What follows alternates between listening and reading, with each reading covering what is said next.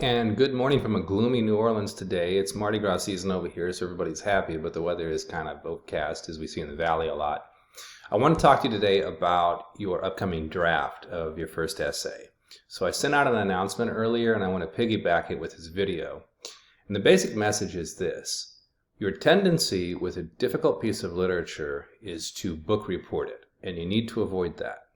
So I don't want you to be concerned with plot summary or telling the details of what happened in this particular essay. In fact, avoid the question what in terms of answering it. What we're looking at is these characters and why they do what they do, what drives them, the motivations, if you will. The character analysis of Whitby is one that I want to see you dig into to see, in what ways he changes, perhaps, okay?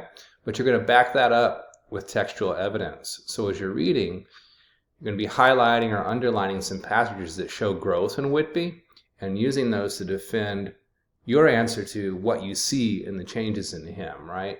But not the what of the plot. Not he goes to Plotnikov's house, or he goes up the stairs, or he goes to the cemetery, or he flies back to Spain, that kind of thing. I think the message is pretty simple, though. Make sure that you're interpreting rather than telling me what happened. If you have any questions, I'm always here.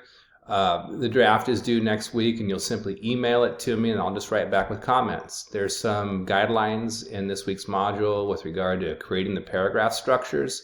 They should be helpful for you, but I'm always here. All right, take care for now. Bye.